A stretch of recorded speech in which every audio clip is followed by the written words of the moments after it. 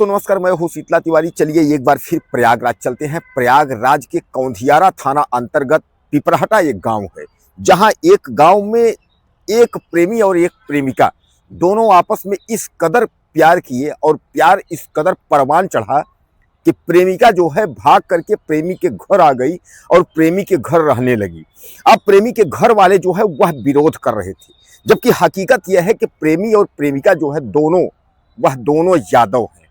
यानी अगर चाहें तो शादी हो सकती है, ऐसा नहीं है कि शादी नहीं हो सकती। शादी तो यहाँ लोग जो है अन्य बिरादरी में शादी कर लेते हैं। जैसा कि आप जानते हैं कि आजकल अगर हिंदू है तो हिंदू में शादी कर लेता, कोई दिक्कत नहीं है। लेकिन यहाँ दोनों जो है एक ही जात बिरादर हैं, लेकिन फिर भी जो है घर वाले वह शादी के पक्ष में नहीं थे। लेकिन युवक जो शेषमणि यादव था वह जो है युवती से, गांव के ही युवती से वो प्यार करता था। और यह प्यार यानी प्रेम संबंध जो है यह 4 वर्ष से चल रहा था। 4 वर्ष से प्यार का इतना परवान चढ़ा कि प्रेमिका के दिल में चलने लगा कि शादी मैं करूंगी और तभी जो है हमको सुकून आएगा। उसके बाद उसने कई बार शादी के लिए कहा, लेकिन प्रेमी जो है वह तैयार नहीं हुआ, क्योंकि प्रेमी के जो घर वाले थे वह रिश्ता उनको मंजूर नहीं था। वह लोग नहीं चाहते थे कि शादी जो है हो।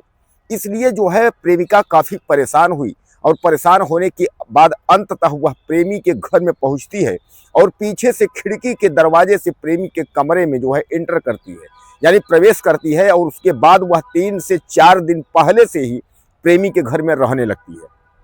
लेकिन स्थिति तो तब खराब होती है जब घर वाले जो है उसको निकालना चाह रहे थे। प्रेमिका बोल रही थी, मैं किसी कदर जाऊंगी नहीं, अगर मुझे जाना ही है तो पहले तुम मेरी मांग भरो। यानी प्रेमी से कह रही थी, पहले मुझको दुल्हन बनाओ, उसके बाद हम यह घर छोड़ करके जाऊंगी। अब इस पर जो है घर वाले जो है तैयार नहीं थे शादी को, और प्रेमी भी तैयार नहीं था। लड़की यानी जो प्रेमिका थी, प्रेमिका को इन लोगों ने कहा कि कुछ पैसे ले लो, कितना लोगी जो तुम छोड़ोगी मेरे भाई को, मेरे परिवार को, मेरा घर छोड़ोगी। उसने कहा 5 लाख रुपए लूंगी, मैं चली जाऊंगी। जब इधर जो है शेषमणि यादव के घर वाले यानी जो एक युवक डेयरी में काम करता था, तो जब 5 लाख रुपए देने को यह लोग तैयार हो गए तो प्रेमिका बदल गई। प्रेमिका के घर वालों ने यह कहा कि 5 लाख में कुछ होने वाला नहीं है। अब घर वालों और प्रेमिका का यह कहना था कि अब 15 लाख रुपए चाहिए। 5 से 15 लाख रुपए जो है बदल गए। इसलिए प्रेमी जो है वह काफी परेशान रहने लगा, वह गुमसुम रहने लगा, चुपचाप रहने लगा। और सुबह जो है गांव के ही कुछ व्यक्तियों के साथ वह शौच के लिए निकलता है, यानी नदी की तरफ जो है, टौंस नदी है, टौंस नदी की तरफ निकलता है। वहां वह जो है अपने कपड़े और जो है चप्पल वहां उतारते हुए उसके बाद वह टौंस नदी में जो है छलांग लगा देता है। जैसा कि आप जान रहे हैं इसमें नदियां जो है उफान पर थी, तो पानी का जो गहराव है, पानी जो है वह काफी नदियों में है, इसलिए वह छलांग लगा दी। और किसी ने, नाव वाले ने उसको कूदते हुए देखा और बाद में सुबह जो है अफरा तफरी मच गई। काफी खोजबीन करने के बाद शाम तक में जो है उसका शव जो है वह बरामद होता है। इधर प्रेमिका को जैसे पता चला कि वह जो है नदी में कूद करके उसने, प्रेमी ने जान दे दी, तो प्रेमिका जो है घर से जो है रफू चक्कर हो गई।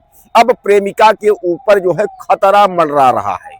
खतरा का मतलब यह है कि 5 लाख युवक दे रहा था, प्रेमी 5 लाख दे रहा था, लेकिन प्रेमिका 15 लाख, उसके घर वाले कहे थे 15 लाख लेकर के आना। सवाल यहाँ यह खड़ा हुआ कि आखिर कहाँ वह दुल्हन बनने आई थी। घर वाले अगर इस चीज का विरोध कर रहे थे तो इसके लिए पंचायत हो सकती थी, सब कुछ हो सकती थी, लेकिन बात जो है यहाँ पैसों पर हो गई।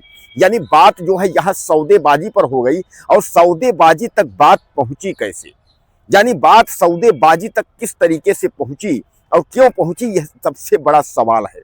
कि अगर ये दोनों पति पत्नी बनना चाहते थे, प्रेमी प्रेमिका दोनों से 4 साल से प्रेम था, तो आखिर प्रेमिका के दिमाग में कैसे आया कि 5 लाख लूंगी मैं छोड़ दूंगी।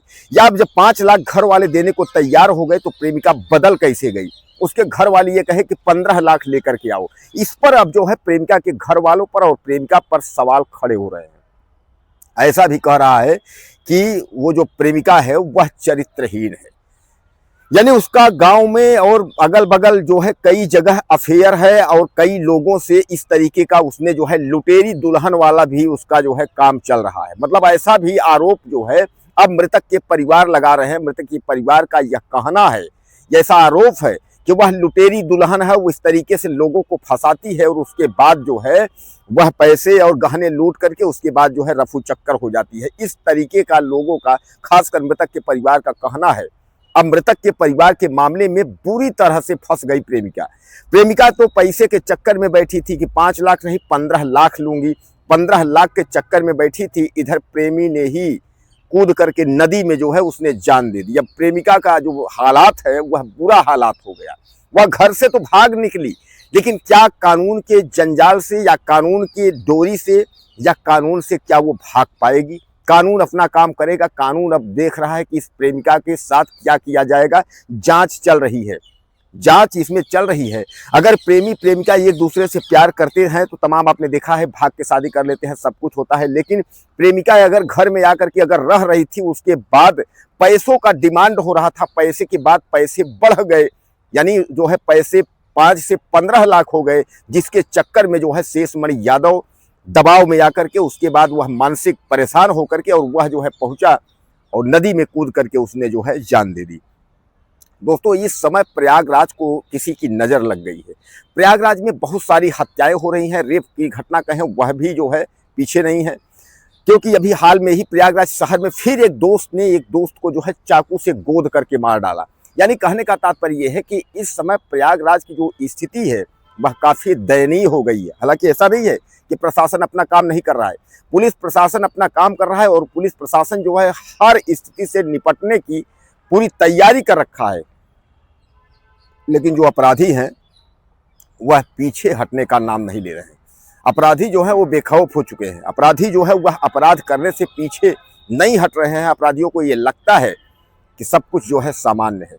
अभी आपने देखा था कि चाकू मार करके हत्या, यानी पास इलाके प्रयागराज के ही शहर यानी सिविल लाइन के पास इलाके में चाकू मार करके एक पत्रकार की हत्या की गई थी। उसमें जो है बदमाशों का इनकाउंटर भी हुआ था। लेकिन अब एक दोस्त अपने दोस्त को ही चाकू मार करके उसके बाद उसने जो है हत्या कर दी। यानी क्या इनको लगता है कि प्रयागराज पुलिस कुछ करेगी ही नहीं, या प्रयागराज पुलिस कोई कार्यवाही नहीं करेगी?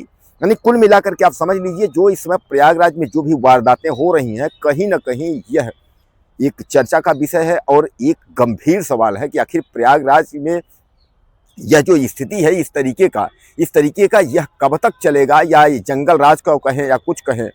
जहां एक और बिहार में चारों तरफ चुनाव चल रहा है, वहीं उत्तर प्रदेश की कानून व्यवस्था जो है वह बिगड़ती चली जा रही है।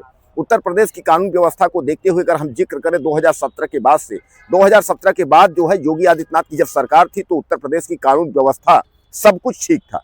2022 आते आते और 2022 के शुरुआत से लेकर के उत्तर प्रदेश की कानून व्यवस्था धीरे धीरे करके जो है चरमरा रही है। क्या योगी आदित्यनाथ अब कमजोर पड़ रहे हैं? यानी इस पर जो है तमाम सवाल खड़े हो रहे हैं और अपराधी जो है वो बेलगाम हो गए हैं। तो कुल मिलाकर के ये घटना जो मैंने आपको बताया कि कौंधियारा की इस तरीके की घटना है, इस घटना के बारे में आप क्या कहना चाहते हैं? अपनी राय मुझे आप ज़्यादा से ज़्यादा दीजिएगा और चैनल को सब्सक्राइब करना ना भूलिएगा। और यह जरूर बताइएगा कि आखिर इस प्रेमिका के साथ क्या होना चाहिए। जो प्रेमिका 5 लाख से 15 लाख तक पहुंच गई, अब प्रेमी के आत्महत्या करने पर घर छोड़ करके वह जो है फरार हो गई है। तो उसके बारे में भी लिखना ना भूलिएगा। ज़्यादा से ज़्यादा मुझे कमेंट करें। अगले वीडियो में फिर मिलते हैं।